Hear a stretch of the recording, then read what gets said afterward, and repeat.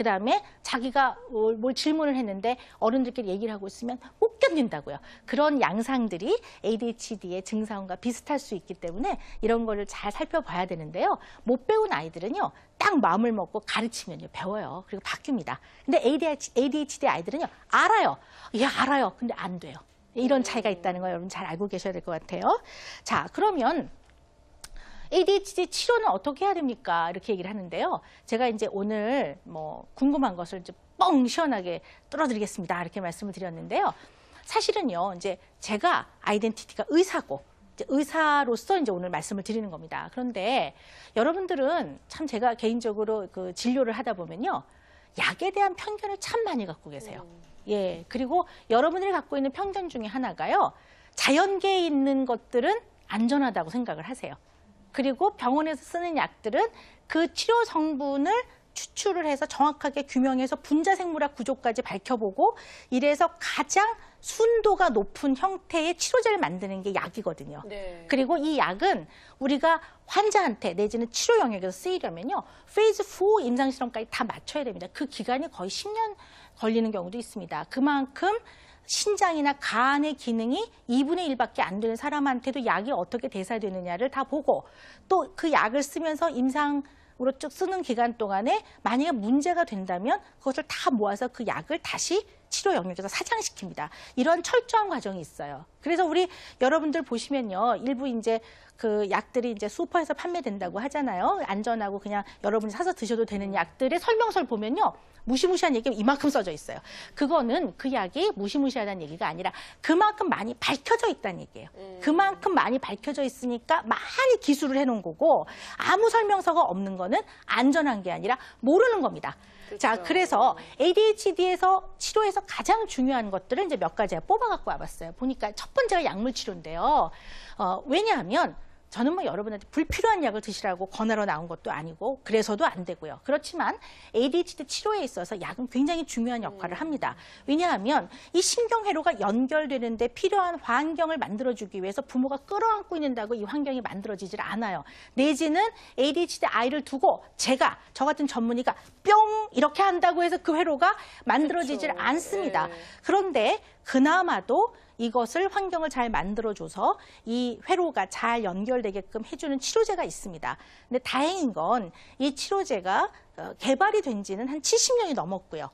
그리고 그 안에 얼마나 많은 의료가 발달됐습니까? 그렇고 새로운 약이 많이 나왔음에도 불구하고 지금 이제 ADHD에 가장 정통적으로 쓰는 약은 이제 계속 그 약이 효과적인 걸로 돼 있어 지금까지 쓰고 있습니다. 그리고 아주 본격적으로 쓰이기 시작한 지가 55년째고 하루에 처방받는 사람이 한 1억만 명 되는 걸로 알고 있습니다. 그래서 여러분들한테 의사가 치료해야 된다고 얘기를 하면 너무 걱정하지 마시고 잘 상의해서 정확한 진단 과정을 거쳐서 약을 먹이시는 게 도움이 된다고 말씀을 드리고요. 실제로는 80% 이상에서 효과적이다라고 되어 있고요. 네. 요즘은 속속들이 장기 연구에 대한 결과들이 나와 있는데 꼭 약물 치료가 필요했던 아이와 필요했는데 한 아이와 안 한 아이를 오랜 기간 나중에 성장이 다 돼서 비교를 해봤더니 약을 잘 썼던 아이들이 나중에 보니까 뇌 발달을 다 따라잡았더라 이런 이제 결과들이 있습니다. 그래서 네. 약을 쓰셨으면 좋겠고 실제 우리나라는요 우리가 추정하는 ADHD 아동의 10분의 1만 치료를 받고 있습니다. 그러니까 나머지 10분의 9는 치료를 안 받고 있기 때문에 다른 나라에 비해서는 훨씬 치료율이 떨어지는 나라라고 볼 수가 있습니다. 그래서 제가 다시 한번 말씀드리는 거는 필요한 약은 도움이 됩니다. 그렇지만 필요 없는 약은 그렇지 않겠죠. 진단 과정을 잘 해야 될 거고 그렇지만 우리가 얼마나 몸에 나쁜 것도 잘 주워 먹지 않습니까? 그렇게 생각하면 잘 상의해서 하시는 그런 현명함이 필요할 것 같아요. 네. 보시면 뭐 놀이치료, 인지치료 다 이런 거 있습니다. 왜냐하면 아이가 마음이 좀 어려우면 놀이도 하고요. 또 인지라는 게 뭐냐면 이렇게 체계적인 사고를 하고 불필요한 생각을 잘 조절할 수 있는 이런 것들을 다 배워야 되고요. 보호자 상담 굉장히 중요합니다. 왜냐하면 여러분들이 그 아이들을 오랜 동안 잘 이끌어 이끌어갈 수 있는 바로 부모이기 때문에 이 ADHD의 이것이 무엇인가 이런 걸 잘 알아서 아이를 편견 없이 바라보고 문제 행동이 있을 때마다 잘 지도하는 이제 그런 것들을 가르쳐 드리는 게 굉장히 중요하고요.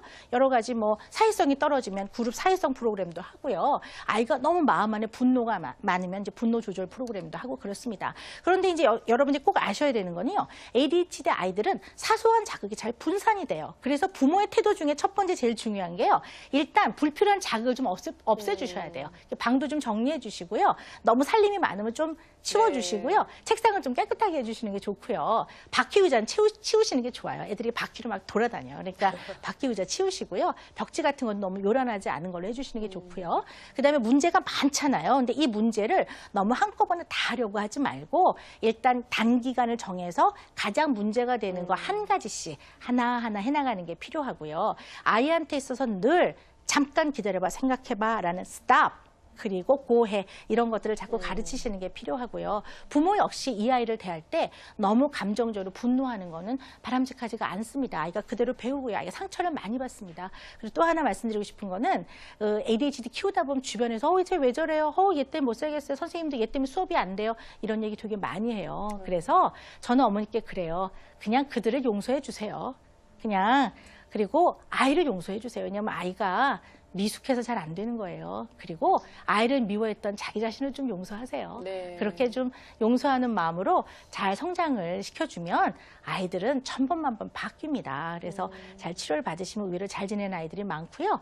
이제 마지막 제가 한번 꼭 짚고 넘어갈 게 부모들이 갖고 있는 편견 중에 몇 가지 아까 처음에 말씀드렸지만 이 아이들은 일부러 그러는 게 아니라 미숙해서 잘 안 되는 겁니다. 그래서 부모가 이것들을 좀 안쓰러운 마음으로 아유 들커서 안 되는구나 이렇게 바라봐 주시면 훨씬 좋고요.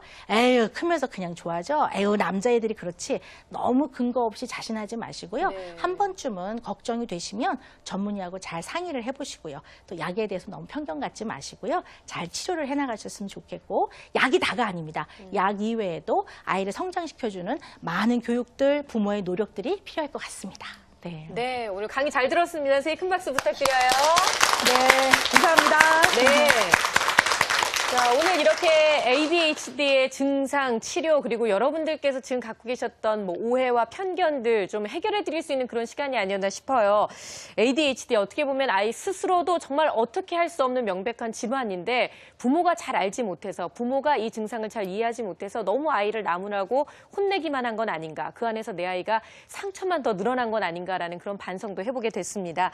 자, 그만큼 병으로 인정하기 싫고 또 치료에 아까 선생님들 말씀하셨지만 10분의 1 정도밖에 치료를 안 받는다고 하니까 이제부터 내 아이한테 뭔가 문제 행동이 좀 느껴진다 하시는 분들은 과감하게 전문가의 도움을 받아보시는 것도 현명한 방법이 아닐까 싶어요. 자, 오은영의 아이에서는요, 앞으로 4주 동안 저희 학교 폭력에 대한 이야기를 나눠보려고 합니다.